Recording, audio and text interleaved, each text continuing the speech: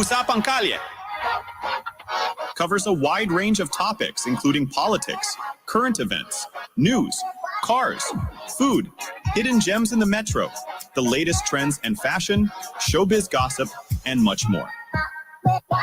It is your one-stop talk show that discusses anything under the sun. Catch us live every Saturday from 2 p.m. to 3 p.m. on DWBL 1242. Tara na't makinig. Broadcasting live sa Paragon Tower sa Mandaluyong City, narito na ang Usapang Kalye kasama sina Edison Gotan at Cliff Deluz.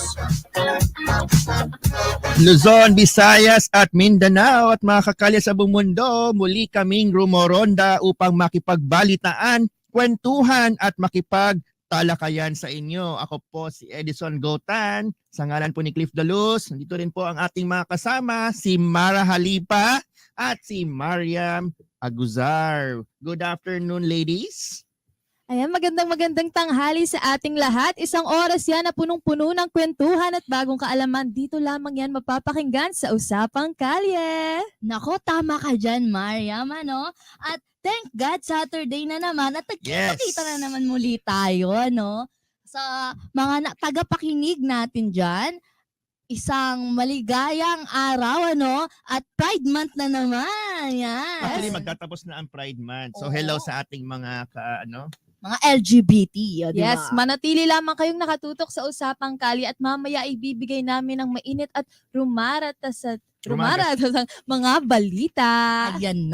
Ayan na. At papapanoodin po tayo ngayon, no, sa Facebook page ng DWBL 1242 Radio. Ayan. So, simulan na natin ang balitaan, 'di ba?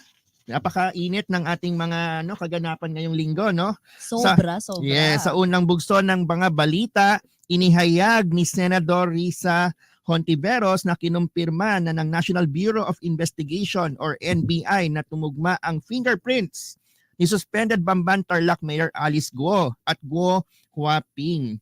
Sa post online ng senadora, iginiit nito na napatunayan na ng matagal niyang hinala na peking Pilipino ang kasulukuyang alkalde ng Bamban.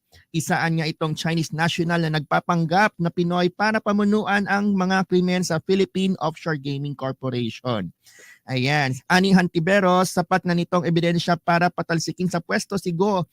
Ang pagsisinungaling niya, anya nito, at pagpapanggap ay isang malaking insulto sa botante ng mga atang taga-Bamban, mga institusyon at gobyerno at sa bawat mamamayang Pilipino. Una nang iniulat at itinanggi ng kampo ni Mayor Go ang aligasyon na iisa lang ang alkalde at si Guo Huaping. Sa ngayon, nananawagan ang senadora sa Office of the Solicitor General na pabilisin ang pagsasampa nito ng co-warranto case laban sa mayor.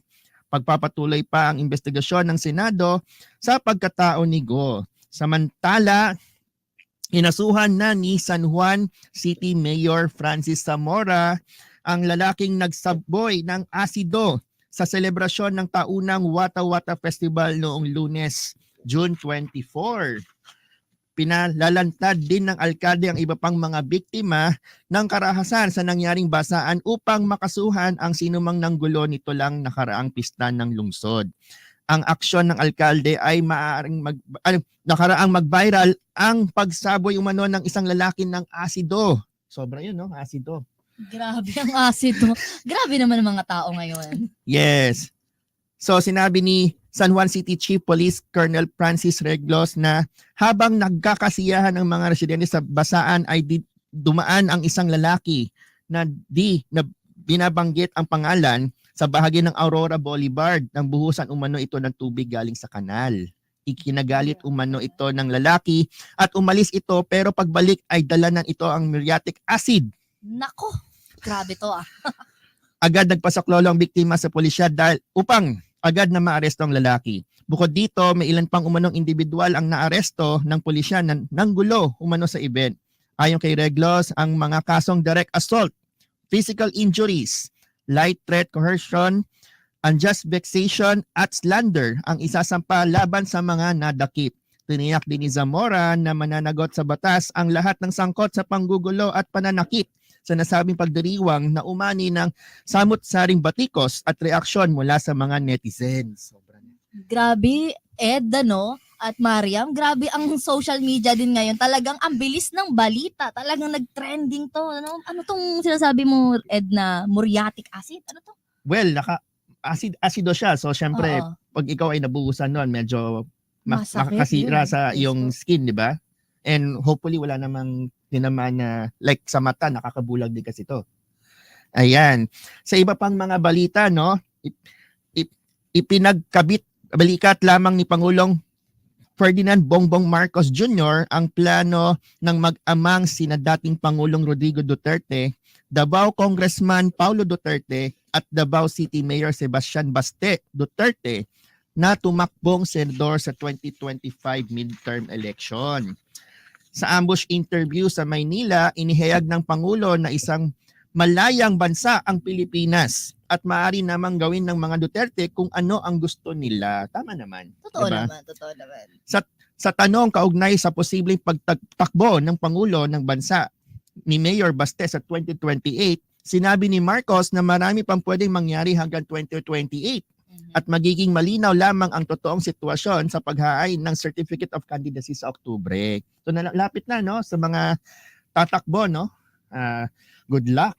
Good Yes, luck po sa po. atin. Ayan.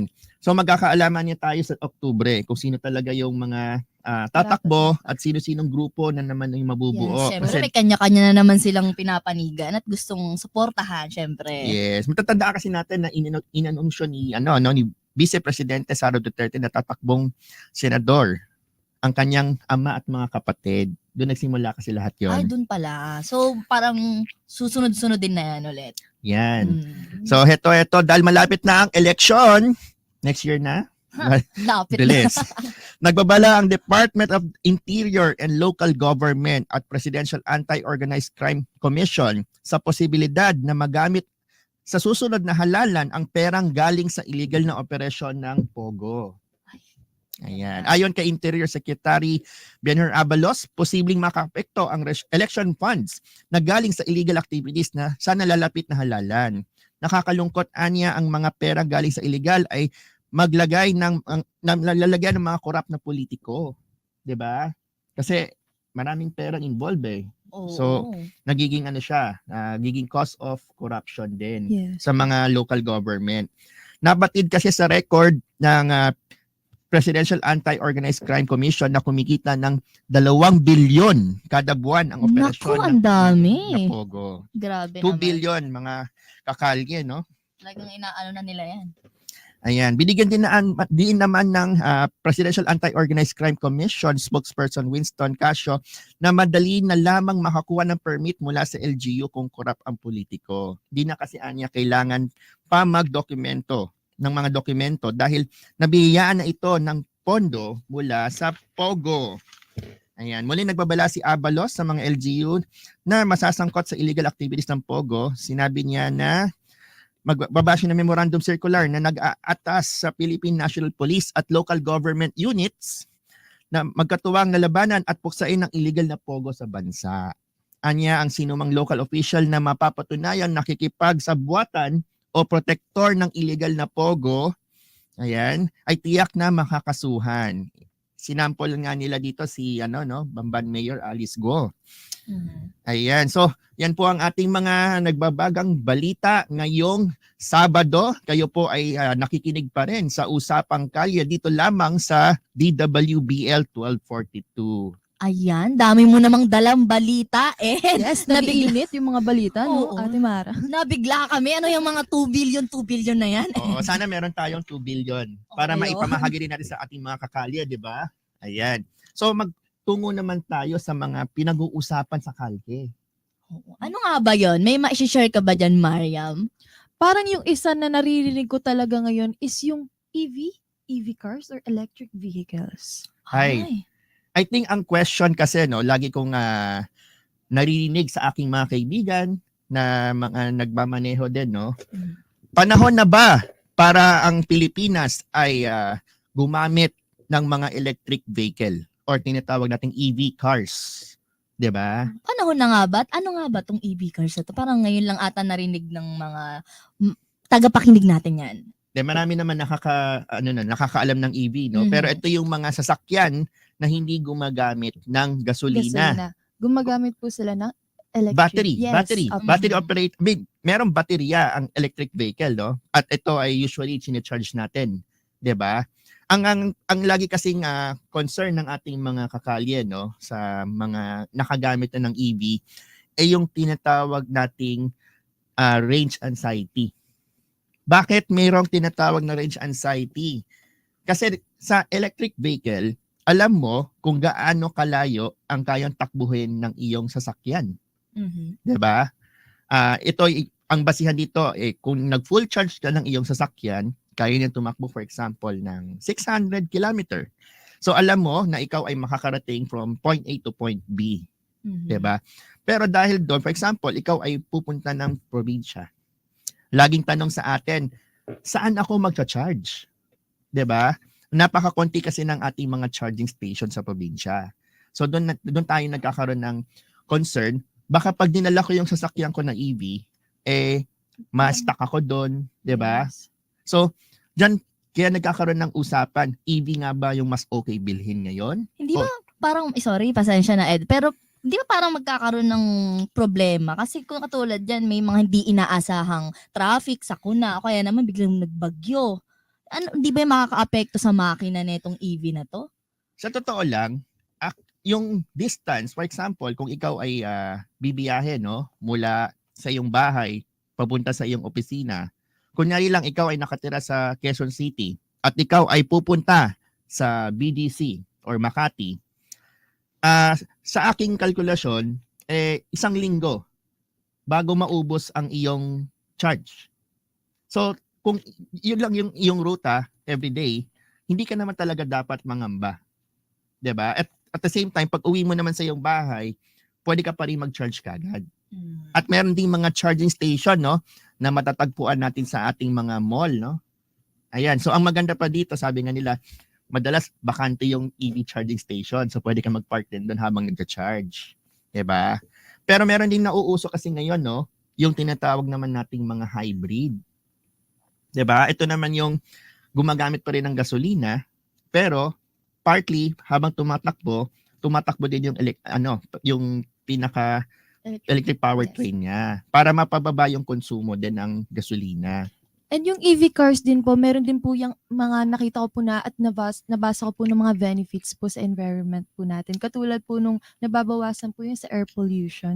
Tama ka dyan, Marian, no? Kasi ang EV natin, wala talaga siyang nilalabas na carbon dioxide na nakakasama sa ating kalusugan. Kasi 'di ba yun yung ang kailangan natin oxygen. Kaya nga 'di ba sabi natin magtanim tayo ng plants para magkaroon ng mas maraming oxygen. So yung ating mga sasakyan, habang ginagamit natin ito, yung mga powered by gas, nagproproduce siya ng carbon dioxide na ayaw natin. So with electric vehicle, ito na yung mga time na wala siyang CO2 na nilalabas. Kaya maganda siya talaga sa natin environment. Pero nandoon pa rin yung question na yung paano i-dispose yung mga lumang baterya ng kotse. Oo nga, no? Paano pag dumating na tong EV, paano nga ba? Ayan, actually hindi ko pa alam ngayon kung paano i-handle ng Pilipinas yung waste disposal ng mga EV batteries, no? Pero usually naman kasi ang mga car manufacturer meron naman yang mga recycling program. Hindi naman yan basta-basta lamang tinatapon yung baterya sa kasi 'di ba yun yung ang kailangan natin oxygen. Kaya nga 'di ba sabi natin magtanim tayo ng plants para magkaroon ng mas maraming oxygen. So yung ating mga sasakyan, habang ginagamit natin ito, yung mga powered by gas, nagproproduce siya ng carbon dioxide na ayaw natin. So with electric vehicle, ito na yung mga time na wala siyang CO2 na nilalabas. Kaya maganda siya talaga sa natin environment. Pero nandoon pa rin yung question na yung paano i-dispose yung mga lumang baterya ng kotse. Oo nga, no? Paano pag dumating na tong EV, paano nga ba? Ayan, actually hindi ko pa alam ngayon kung paano i-handle ng Pilipinas yung waste disposal ng mga EV batteries, no? Pero usually naman kasi ang mga car manufacturer, meron naman yang mga recycling program. Hindi naman yan basta-basta lamang tinatapon yung baterya sa mga landfill, no? Yun kasi yung ano, 'di ba? Nakasanayan natin dito sa Pilipinas, ang ating mga basura ay tinatapon natin sa landfill, 'di ba? Sa ibang bansa naman, yung iba sinusunog, yung iba naman iba-iba yung ginagawa. So, dito syempre, pag tinapon mo yung lumang baterya sa landfill, medyo nakakasama din yun sa environment natin. Kaya hindi natin recommend din. Pero syempre, ang future, 'di ba? Hindi natin mapipigilan yan. Actually, merong mga kumpanya na nagpo-push ng iba pang teknolohiya outside EV. 'Di ba? Katulad ng mga hydrogen powered car, 'di ba? Ang maganda kasi sa hydrogen powered car, ang concept kasi para ka lang nagpagasolina. 3 minutes. Gaano ba katagal magpagasolina tayo ngayon? 3 to 5 minutes? Depende kung may pila. Depende kung may pila. Tama ka dyan. Pag mahabay pila, iwag talaga. Ayan. Pero syempre, di ba? Pag nagpagasolina tayo ngayon, average of 3 to 5 minutes, tapos ka na. Ganon din naman sa hydrogen cars, no? Hindi mo kailangan mag-charge ng ilang oras. Kasi yun din naman yung isa sa mga drawback ng EV. Yung waiting time. Di ba?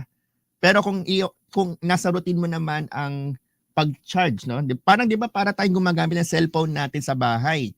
Pag uwi natin, ano ginagawa natin sa cellphone natin? Sina-charge natin. So, walang bunutan. Walang bunutan. Ayan. Syempre kailangan mo rin na mabunutin, 'di ba? Tsaka maganda kasi sa EV car, no?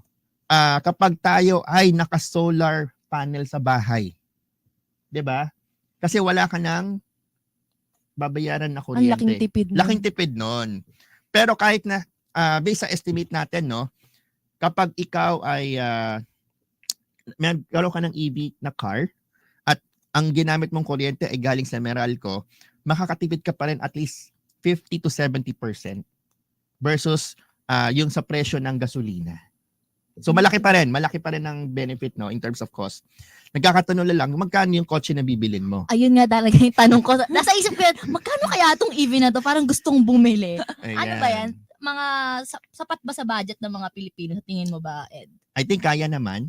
Meron naman kasing mga electric vehicle na at around 1 million plus. Ikaw ba, Marian, bibili ka nito? Siguro kung magkakameron ka ng 1 million plus. Pag 1 million plus. Ayan. Grabe naman kasi to.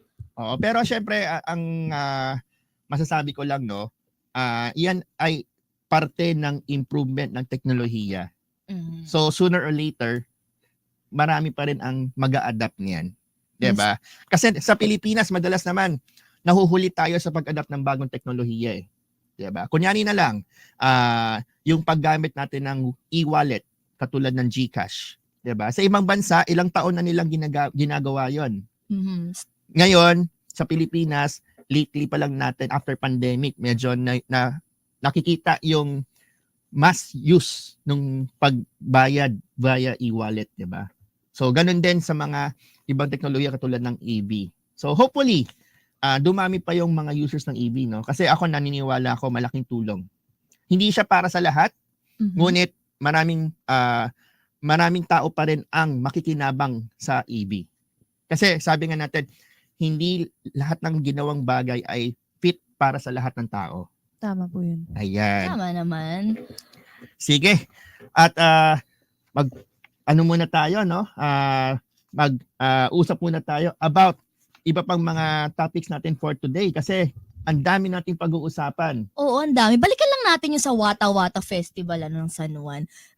Talagang nag-trending ito at umabot pa sa mga kasuhan. Yes, talagang nakikita ko yun hanggang ngayon sa iba't ibang social media accounts ko na andun yung San Juan, yung mga nagbabasaan. So ano masasabi mo dyan, Ate Mara? Actually, Mariam, saka Ed, nung nakita ko tong trending na to, una ko nakita yung nasa loob ng jeep. Totoo lang, napadaan lang naman kasi may mga sakyan talagang nakalagay papunta, dadaanan talaga ang San Juan. Hindi pwedeng mag-shortcut kayo, lumipad kayo din, no? May ruta kasi ang jeep, for example. Oo. Hindi sila pwede basta-basta umikot, di ba? May mga no U-turn, isa pa yan. Tapos nakita ko doon sa video, talagang pinapasok ng mga bata yung loob ng jeeps. Kaya siguro umabot to sa trend, nag-trending talaga social media. Actually, may nakita kasi ako sa internet, na kawawa yung mga tao kasi yung laptop, yung mga Yung mga papasok sa work. sa school, sa mga documents sila, nabasa. 'Di ba? Kasi syempre yan yung mga bagay na ang hirap gawin or hindi mo basta-basta magagawa. Tapos pag wala kang dalang pamalit, isipin mo yung may mga nagbabike, may isang nagbabike na halos ihampas na. Diyos ko sa mga nagbabasa. Sige, gusto nyo ako basahin ito. Ihampas ko sa inyo. Grabe yun. Meron din isa, katulad sinabi nyo na may parang muriatic acid. Ito nakaka-alarma Ayun, to. bago yun ha. Nakaka-alarma to. Oo, pero ano kayan parang reaction na yun. Siguro sa galit. Dahil binasa ka, ayaw mo. 'Di ba? At So, ito ay non-participant. non-participant. Gumanti Or po dumaan lang. 'Di ba? Baka gumanti siya. I don't know. Ayan. Pero siguro, suggestion ko lang, no? Sa mga susunod na Wata Wata Festival, no? Magkaroon tayo siguro ng katulad, I think gagawin na nila ngayon. Magkakaroon lang ng designated location kung saan Yes. pwede magbasaan. Kasi syempre, kawawa din yung ating mga kababayan, no, mga kakali natin. Yung iba sa atin ay naghahanap buhay. Oo. And syempre, pag ikaw ay basang-basa, pumasok ka sa iyong opisina, Mapapagalitan ka, Diyos ko, yung boss mo, fired! Mababasa hindi yung naman mga gamit. mababasa kasi yung gamit. Diba? Di ba kasi yung tendency ba na late ka na, bukod sa late, kasi nag-cause ito ng traffic.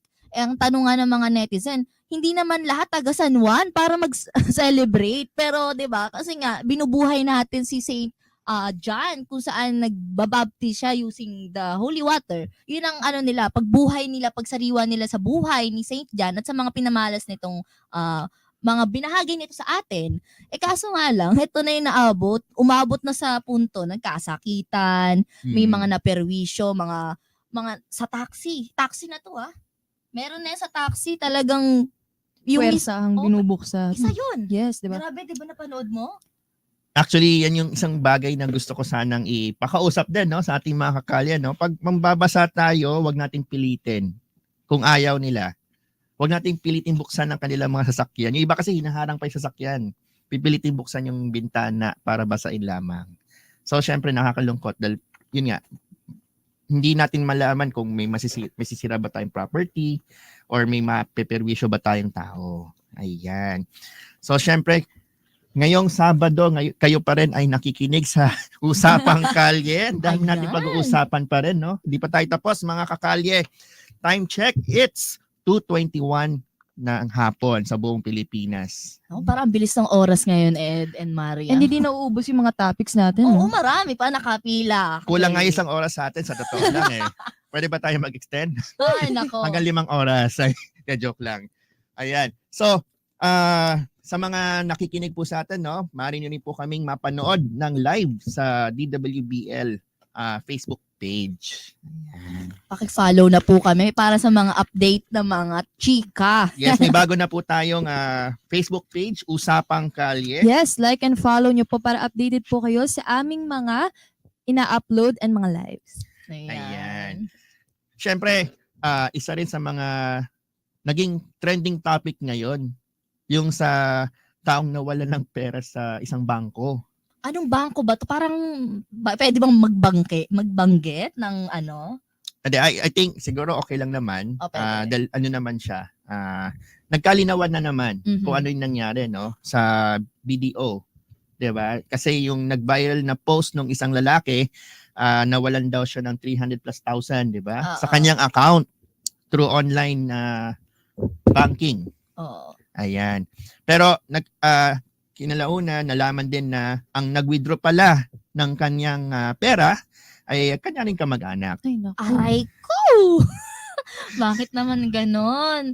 Akala mo dinaig pa yung ng ghost na jowa na wala bigla yung funds. Akala mo nag-break lang kayo nawala na. Ay mas masakit yun kasi mas maraming nawala doon. Double kill. Double kill.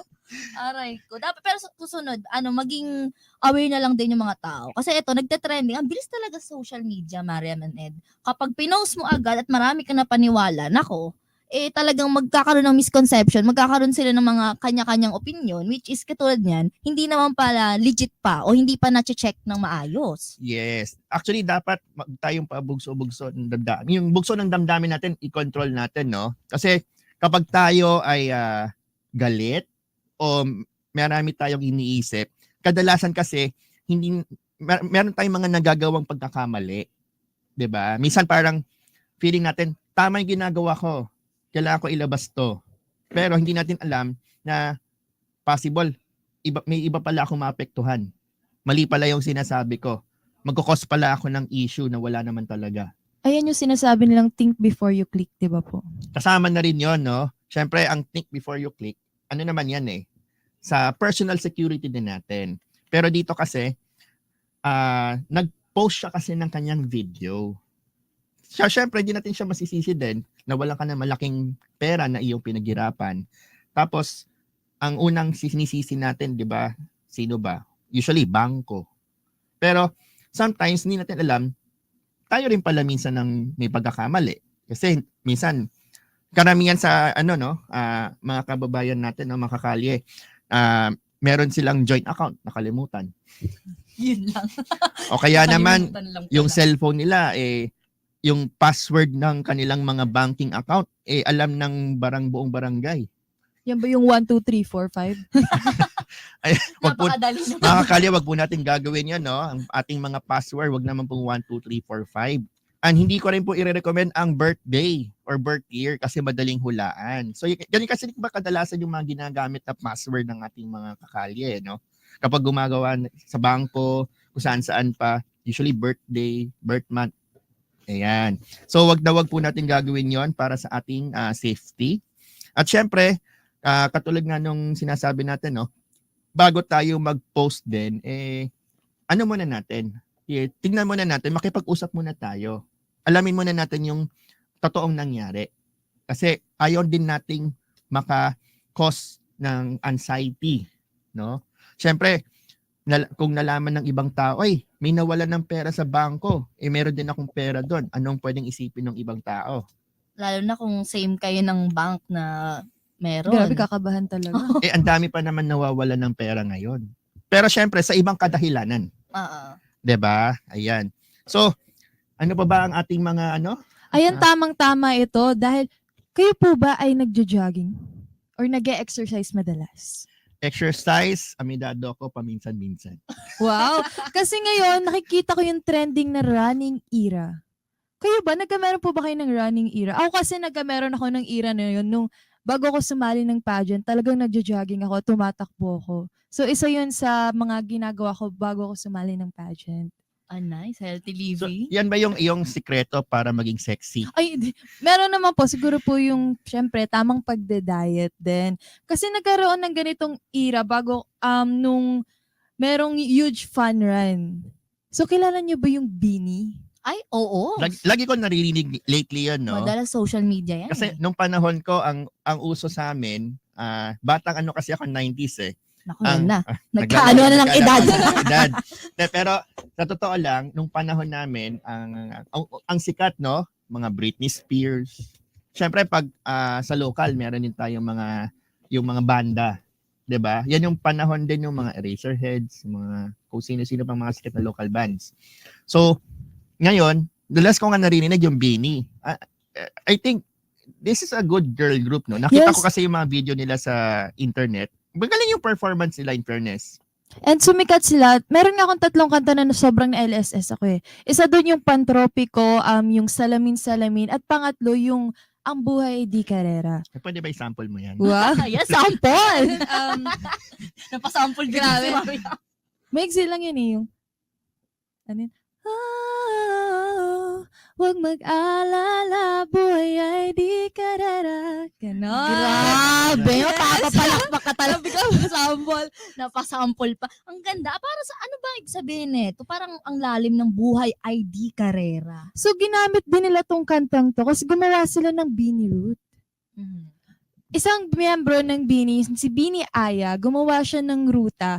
Gumawa siya yung words sa mapa. So, yun yung ginawang ruta ng mga fans ng Beanie, mga influencers. So, ginawa nila to this month. This month lang. And then, grabe talaga nag-boom kasi maraming naging participant. Umabot to ng 6,000 Wow. na mga tumakbo talaga. Laki ng impluwensya nila, Sir Ed. Oo. No? Pero I think ang pagtakbo naman, no, hindi naman to bago, no? Kasi Yes. halos every few months naman meron naman tayo nakikita ng mga fun run.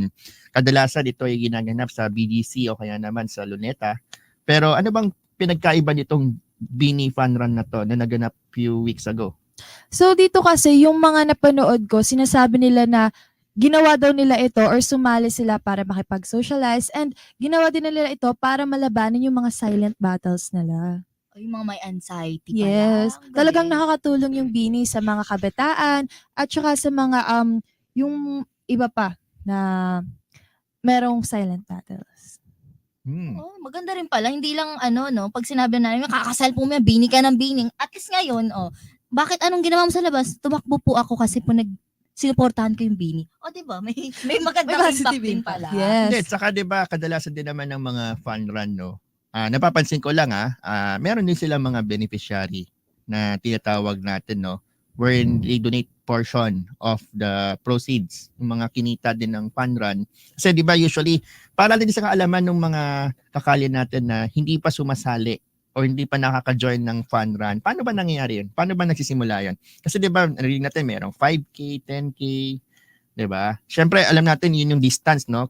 5K ibig sabihin 5 kilometer run. Pero ano ba yung nakukuha nila pag join nila sa isang fun run?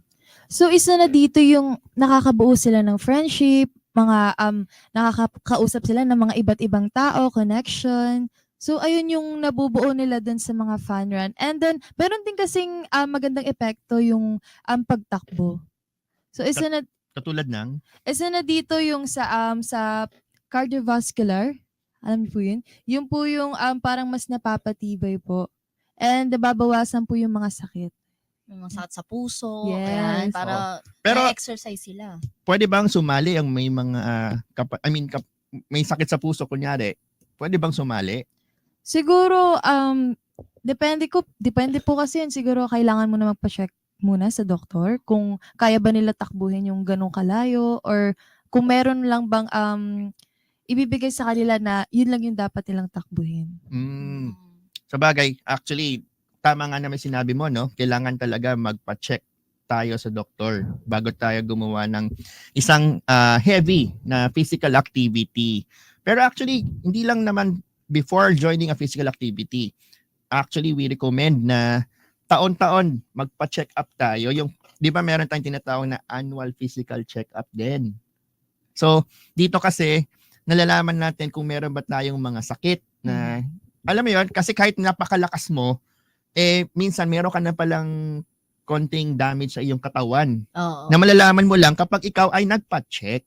Kaya very important yun, no? So, wag nating kakalimutan magpa-annual physical check-up sa kahit saan mang hospital sa buong Pilipinas. Saka isa pa yung akala nila pagka yung body nila, proportion, o akala nila payat ako, is unhealthy na sila. Hindi, katulad sinabi mo, Ed, kailangan talaga magpa-check up kasi yung iba, hindi porket payat, hindi porket sabihin natin mabigat, healthy na.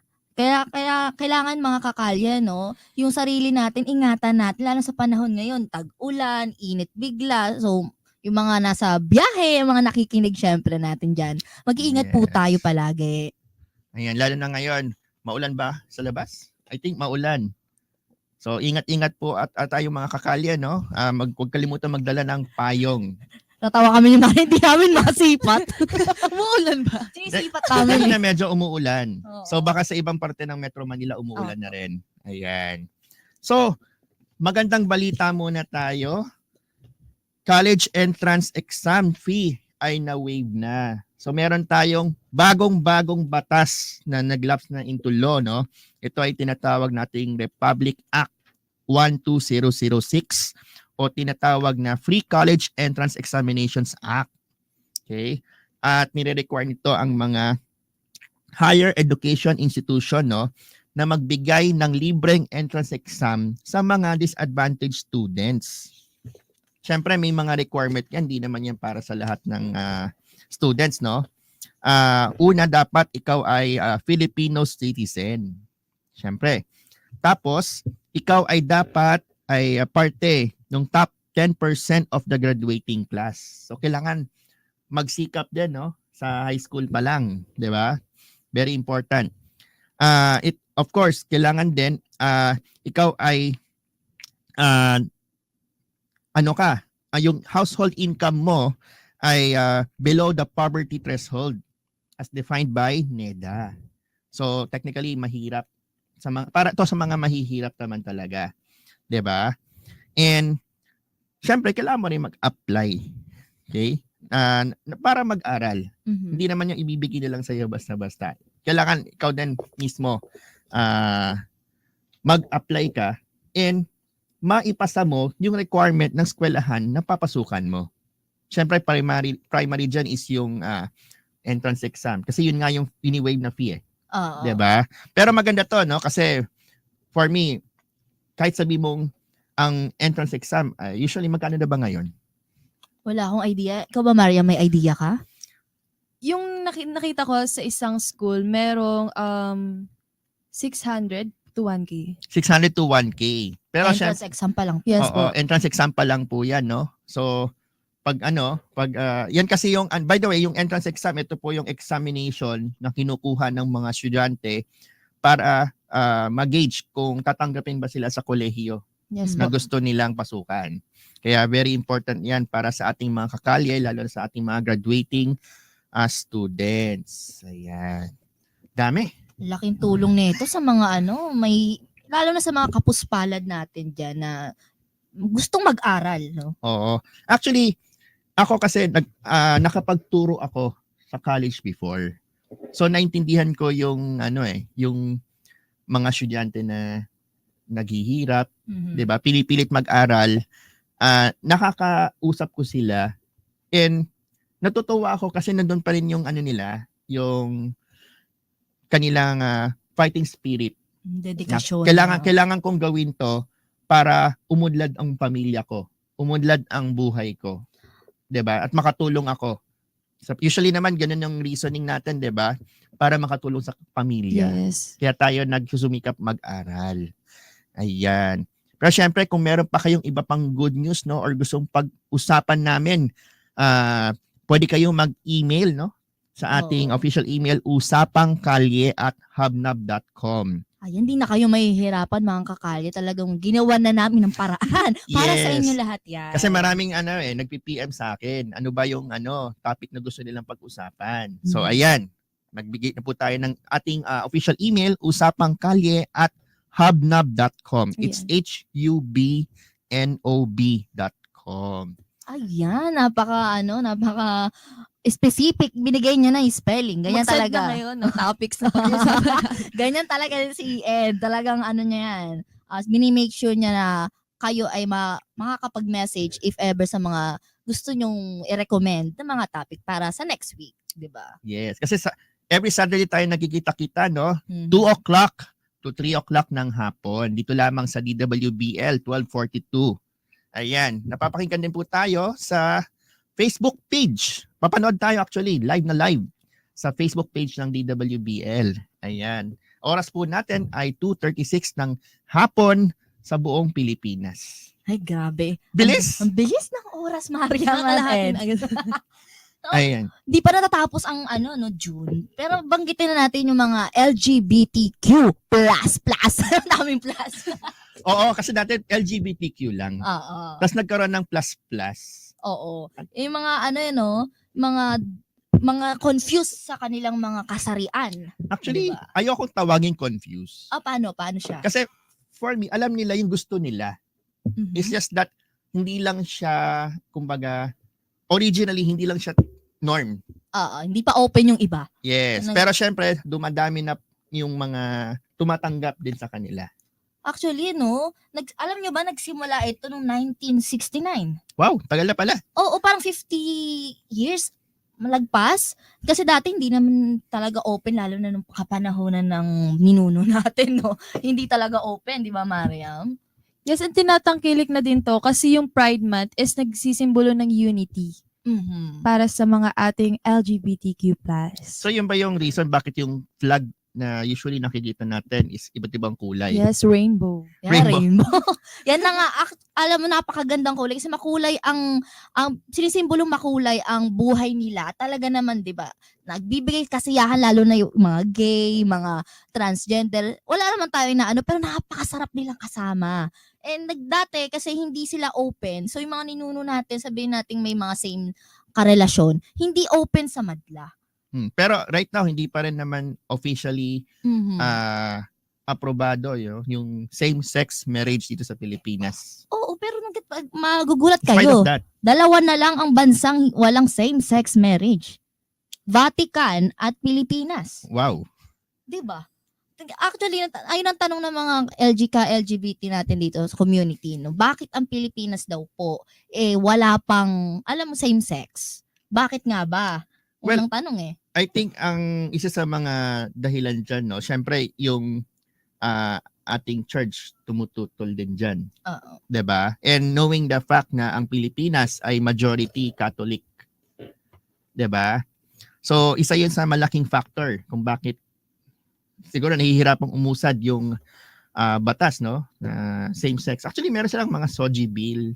Mhm. Na- Maraming mga, actually ngayon, pag tinatanong nila, meron na nga bang batas para pabor sa mga LGBTQ? Meron naman na. Actually, si Senator Robin Padilla, meron siyang inano.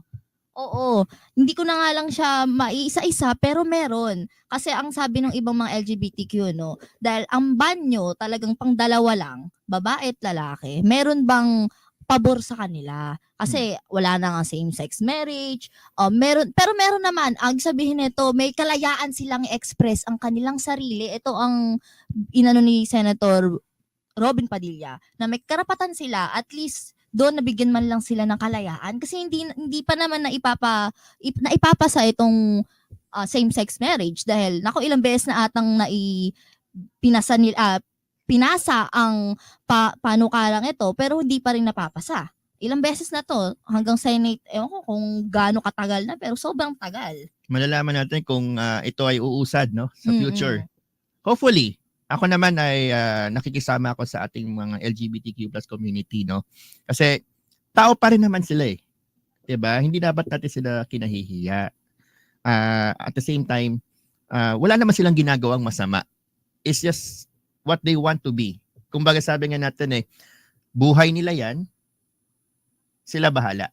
Mhm. Huwag nating pigilan. Pero, syempre, nandun din tayo sa point na kanya-kanya tayo ng opinion. Right?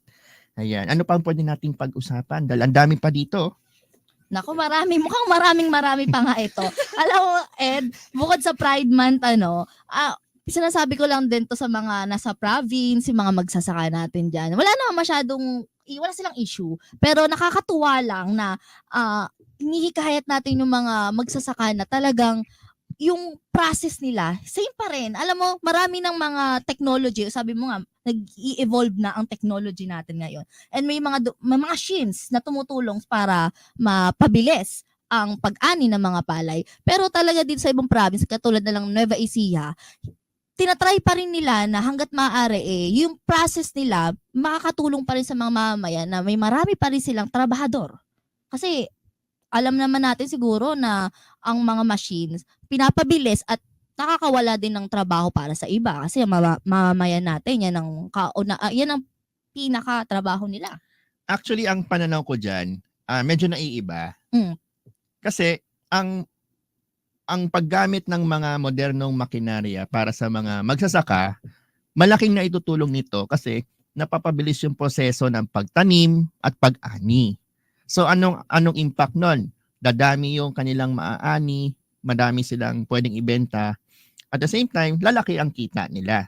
Yun yung on the other side. Mhm. Now, tama ka rin naman doon. Paano naman yung mga taong pwedeng mawala ng trabaho? Kasi syempre, ang concept nga yun, di ba? Ang isang tao kaya niya magtanim ng, let's say, 1 hektarya sa loob ng isang oras. Kunyari lang. Oo. Di ba? So, ibig sabihin, kung meron kang ganitong kalaking lupa, kailangan mo ng, let's say, mas maraming tao. Pero dahil meron ka ng machine, o kaya naman, yung nauusong yung sa ibang bansa, drone na nga eh. Meron ng gano'n. Yes, Grabe, drone na may yung drone. magtatanim, di ba? At least mabilis. So, instead na maraming tao, isa na lang kailangan mo. Pero ang mangyayari kasi dito, instead na sila ay magtatanim or mag-aani, iba na yung magiging trabaho nila. Hindi naman sila talaga nawalan ng trabaho eh. Nalipat lang. Nalipat kumbaga. lang. Ganun din naman, 'di ba? Katulad last week pinag-uusapan natin yung AI ba. Makakakos mawalan ng trabaho yung ating mga kakalye. Mhm. Technically, cycle 'yan. Hindi kasi natin pwedeng pigilan ng teknolohiya. Darating at darating 'yan. So, ang nangyayari lang is kapag na phase out ang isang teknolohiya, definitely maraming mawawalan ng trabaho, pero may papalit na bago. 'Di ba? Kunyari lang, dati 'di ba, ang ewan ko kung naabutan nyo. Ang uso dati hindi pa cellphone, 'di ba? Pager. Ay, hindi na namin nakabutan yan, Ed. Grabe naman. Ayan, sa mga kakalinatan, Oo. no, kung sino pa sa inyo ang nakaabot ng pager. Actually, hindi ko na naabutan 'yon. Medyo na ako. May pager pa pala. Then nagsimula kasi ako yung kaka-introduce pala ng text message. Okay na. May Diba? teknolohiya na rin. Oo. Pero kasi yung text message, yan yung pumatay doon sa napakalaking industriya ng pager.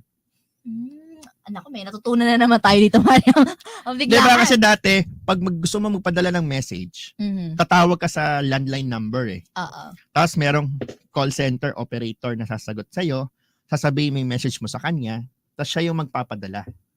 So ibig sabihin, dahil maraming taong gumagamit ng pager, para masuportahan lahat ng user, kailangan mo magdagdag ng maraming taong sasagot. 'Di ba? So nung nawala yung pager, dahil nauso na yung text message, ang dami nawalan ng trabaho. Oo. 'Di ba? Pero syempre nagkaroon din ng ibang business outside that. Nalipat lang sila ng ibang ginagawa. So laging mauulit at mauulit yung cycle na 'yan. Kaya ako, para sa akin, hindi dapat tayo matakot na mag-adapt ng bagong technology. Dahil hindi naman talaga yung nakakawala ng trabaho. In fact, possible pang dumagdag. Mhm. 'Di ba? Kasi for example, katulad ng AI ulit, sino magtuturo gumamit ng AI? Tao. Tao pa rin. Oo, tao. Diba? pa rin. Sino ang kailangan para mag-train, para mabuo yung AI? Tao pa rin. Nagbago lang yung trabaho. Mhm. Pero syempre, tanggap natin na syempre kung AI sumasagot ng ating telepono, nababawasan yung kailangan mo na call center. Tama? Mhm. Sila kasi yung number one na sinasabi lagi na tatamaan ng pag-usbong ng AI or artificial intelligence. Pero at the end of the day, magbabago lang sila ng gagawin. And not to mention, para sa iba, mas makakatulong pa kung ang ating mga empleyado ay marunong gumamit or i-maximize yung paggamit ng artificial intelligence. Kasi ang usapan natin dito is yung tinatawag nating productivity ng bawat isa. 'Di ba? Mas maganda 'yon. For example, mas gusto natin na tayo, pag meron tayong trabaho, mapapabilis yung trabaho natin para hindi tayo stress. Hindi tayo nade-delay sa deadline natin. 'Di ba? So mas marami tayong output, mas masaya tayo, mas masaya ang kumpanya kasi mas maganda yung output natin. Happy ang lahat. Yun yung sinasabi natin na wag nating katakutan ang advancement. Siguro, Dapat i-embrace natin yan. sa bagay. Siguro kaya lang natatakot ang mga mamayang Pilipino kasi hindi pa, bago pa sa kanila. Oo. Diba? Kakapasok pa lang Yung din kasi. change kasi mahirap tanggapin. Totoo. 'Di ba kadalasan, 'di ba, pag may bago ang hirap. Katulad nung sa ating mga lolo't lola. 'Di ba ang hirap nilang turuan gumamit ng cellphone. Ay, totoo yun. Yan na nga. 'Di ba? Maraming nakaka-relate diyan. Shoutout sa lola ko. Uy. Good afternoon po, Good lola. afternoon. Pero Ayan. totoo, kasi sabi nyo nga pager, pager mal. Hindi natin naabutan yan. Pero sa kanila, parang ang dami namang, makakalikutin ko dito sa phone na to. Totoo lang. Parang ang hirap naman dati, patatawag ka lang, meron nang magsasabi para sa akin. Actually, yan din yung reason bakit tayo nahihirapan ding mag-shutdown ng 2G. Dahil marami pa rin gumagamit ng tinatawag nating 2G phone or dumb phone. Ito yung mga telepono na 2G lang. Meron pa palang ganito? Meron. Yung mga lumang Nokia, di ba? Ang dami pa rin gumagamit yun sa probinsya. So, yun yung reason bakit nahihirapan din mag-move forward. Kasi malaki ang itutulong pag na-shutdown ng 2G eh. Kasi syempre yung frequency, pwede nang i-reassign, magamit sa iba pang technology. Pero dahil kailangan natin i-maintain yon, nandun lang siya. Diba? Meron na atang 6G? Meron na ba? Wala pa naman. Oh, I mean, wala. meron ng trial, Oo. pero in-expect po natin ang 6G by 2030 pa. Ayan, magkakamero na pala. Oo. Siyempre, lagi may bago, di ba? Parang wifi lang yan. Lagi may bago. Then, actually, ang wifi every 6 years. May bagong standards na tinatawag. So, sa cellphone naman natin, yung 4G, 5G, 6G, usually every 10 years. Naglalabas sila ng bagong standard. Pero syempre, yung adoption, iba pang usapan yan, no? Kasi syempre, nung nagsimula naman yung 5G, di naman tayo kagad nagkaroon eh. Oo, matagal. Few months delayed tayo. Pero, di naman tayo huling-huli. That's a good thing naman. Ako, Pilipino pa magpapahuli. Ako, parang hindi naman. Sasabay yan sa uso. Oo. Pipilitin. Kasi hindi nasabay. Ipagpipilitan natin niya, di ba? Oo. Pero syempre, ano yan, no? Katulad nga ng sinabi rin natin last week, hindi naman porket may bagong technology, adapt kagad tayo. Mhm. Sometimes kasi, di ba, yung sinasabi nila, pababain muna natin yung presyo. Oo. Di ba may mga ganun ng mga Yun Pilipino, yan, ganung kasabihan or kaugalian na wag sumabay sa uso, Mhm. di ba? Pero syempre ibang usapan pag technology kasi ano yan eh. Kailangan dapat nasa forefront tayo. Diba? Ngayon, parang pag pumunta ka sa ibang bansa, katulad ng China, usong-uso yung mga driverless car. Meron na bang ganun? Yes. Parang di Sa US, sa San dito Francisco, eh. meron na yung mga Waymo, driverless car na sila. Parang na-afford lang to ng mayayaman, Ed eh. Ay, hindi naman. Kasi ang driverless car nila, parang ano lang, taxi. Oh, okay. So, pwede kang tumawag ng driverless car using your app. Pupunta sa iyo yung kotse, pipindutin mo sa phone mo para bumukas yung pinto, sasakay ka, at ihahatid ka niya kung saan mo gustong pumunta. All without driver. Ay, grabe ka advanced, no? Yes. So, with that technology, di ba?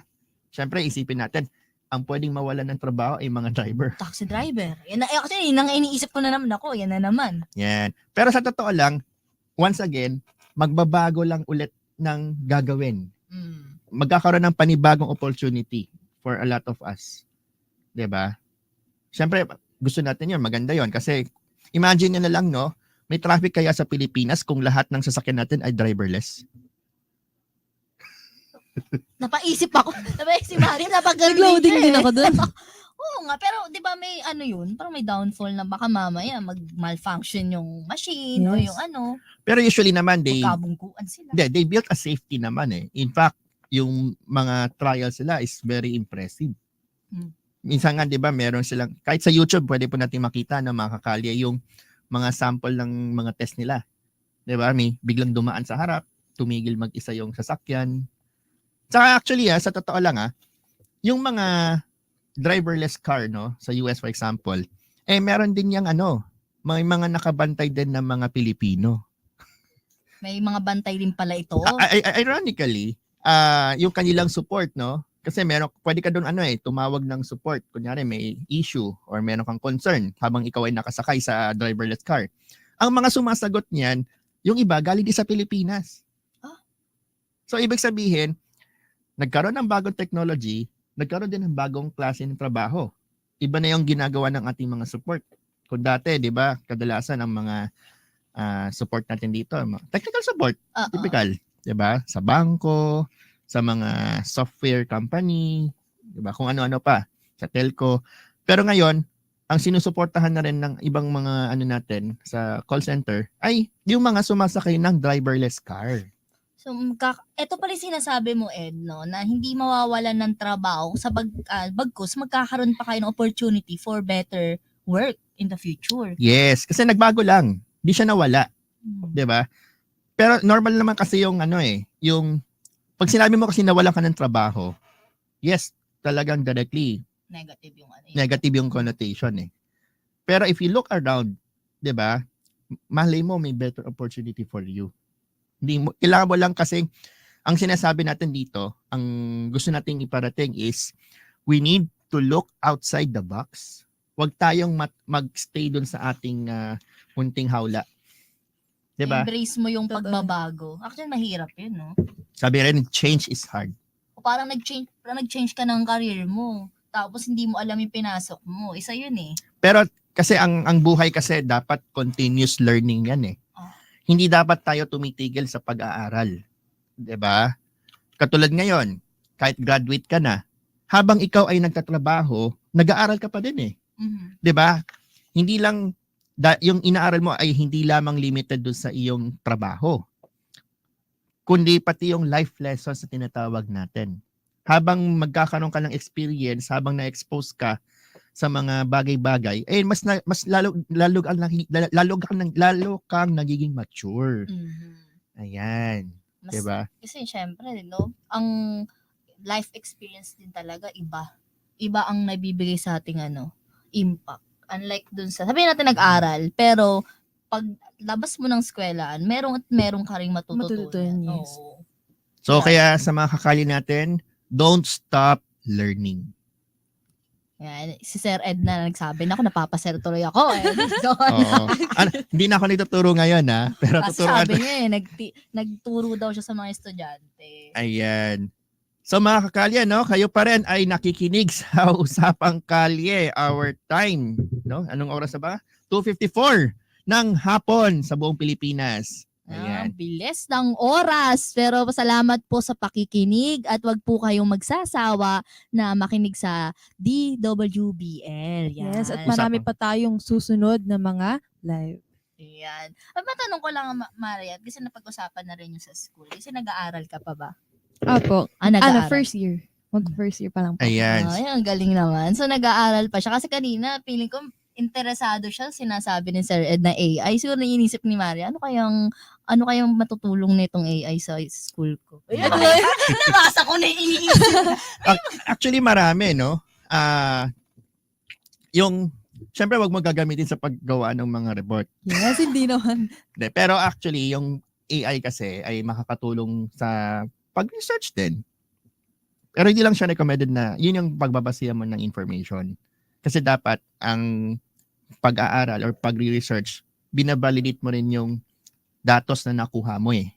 Hindi yan pwedeng kunyari lang, nag-chat GPT ka lang or nag-google ka lang kung ano yung nakuha mo, yun na. Yun yung isa sa mga maling kagawian ng mga estudyante. 'Di ba? So dapat, pag tayo ay nag-aaral, nagre-research, validate tayo, multiple sources, para masigurado natin tama, accurate. 'Di ba? Pero ang maganda ngayon with AI, napapabilis mo 'yon kasi nabibigyan ka ng clue. Ano yung pwede mong hanapin, ano yung pwede mong gawin, rather than katulad nung panahon namin, lahat manual eh. No, sa mga libro, pupunta ka pa ng mga library. Uso dati, 'di ba, ang pagpunta sa library. May library pa ba ngayon? Meron Meron naman. pa naman. Sa mga school na lang. Hindi na siya Hindi, actually sa Manila, merong library na kaka-renovate lang. Pinatayuan ng bagong building, no? Panahon pa to ni Mayor Isko, pero patapos siya ngayon. Excited akong matapos siya kasi gusto kong makita ano ba yung mga libro sa loob. 'Di ba? And syempre, di rin naman nawawala yung ating National Library. Marami dong mga gems, hidden gems. Actually, masayang magpunta doon. Marami kayong matututunan. And not to mention, ang pagbabasa ng libro, ano yan? In pa rin ngayon. Hindi lahat ng tao ay nasa internet, to be honest. Sabagay, may mga Wattpad lovers. Ay, totoo. Kapatid Iba ko. yung Wattpad. Puro kwento naman yon. At least may nag-aano pa rin sila ng libro ngayon. Kala ko nga, more on social media, no? Kasi kinakain na tayo ng social media. Actually, Ay, ang nako. payo nga natin sa mga parents, di ba? Bilihan nyo ng libro yung inyong mga anak. Kasi iba pa rin yung matuto silang magbasa. 'Di ba? Saka meron kang mga makukuhang bagay na hindi mo makukuha sa internet eh. Kasi 'di ba, ang kadalasang routine natin pag nasa internet, diretso ka agad. Alam mo 'yan, kadalasang copy paste. Isang basa mo lang, hindi mo na siya i-internalize na. Ano ba talaga yung ibig sabihin nito? Dahil nagmamadali ka lagi, 'di ba? Lahat mabilis eh. So, iba 'yun pag nagbasa ka, marami kang matututunan. Saka for a lot of people lagi nila sinasabi, kapag nagbabasa sila, mas na-memorize nila. Ay, totoo. Ako, ikaw, Mariam, ganun ka ba? Kapag kasi ako nagme-memorize, talaga sinusulat ko. Ganun. Ay, isa Yung rin kasi yun. yung akin eh. Magandang ano yan. Magandang gawain yan, no? Yung pagsusulat. Siyempre, ewan ko lang, kapag parang may photographic memory tayo pag nagsulat tayo. Yes. Diba? Mas Parang minsan nakakatandaan. na-memorize mo na yung anong page ng notebook, anong itsura. Yung ganun eh, di Totoo ba? yan. Lalo na yung sa mga blackboard, yung sinusulat ng teacher. Mas madali ko siyang natatandaan talaga. Magkakaiba talaga tayo ng learning, technique style. Sa akin, Strategy. pag napapanood ko, doon ako natututo eh. And aside of nababasa ko siya, mas natututunan ko pag napapanood ko. Ayan. Yung iba naman, dahil sobrang nag-adapt ng technology, yung buong klase ay gumawa ng ng Google Docs. Tapos nakashare sa buong klase, lahat sila nag-take down notes habang nagtuturo yung teacher. Oh, galing. So hindi na nila kailangan individually mag-take down notes. Di ba ang galing? Grabe. Yun yung mga bagong technology simpleng technology na meron na available na sa atin na pwede nating i-maximize, di ba? Simple, pero malaki ang nagiging impact. Yes, malaki yung tulong niya sa mga estudyante ngayon. Ayan. Napakadami natin na pag-usapan. Isang oras na naman ang lumipas. Ayan. Mga kakalye, kayo po ay nakikinig pa rin sa Usapang Kalye, no? Dito lamang yan sa DWBL. Hope to see you again next week, alas 2 hanggang alas 3 ng hapon. Ayan. Huwag niyo po kalimutan, no? Mapapanood niyo po kami sa DWBL Facebook page. And of course, sabi nga po natin, kung meron po kayong mga feedback at gusto pong pag-usapan natin live on air dito lamang, no, sa Usapang Kalye, email lang po yan sa usapangkalye@hubnob.com. Ayan. So, syempre, kita-kits pa rin tayo next week. Ayan, magkikita-kita pa rin tayo susunod na Sabado. Ako po muli si Mara Halipa. At ako naman, si Maria Magazar, isang oras na puno ng kwentuhan at syempre bagong kaalaman, kaya patuloy niyo pong abangan ang aming programa. Ayan, ako naman po si Edison Gotan. Muli, happy weekend sa inyong lahat, mga kakalye. Thank you for listening. Ayan. Goodbye. Goodbye! Inyong napakinggan ang programang Usapang Kalye nila Edison Gotan at Cliff Daluz.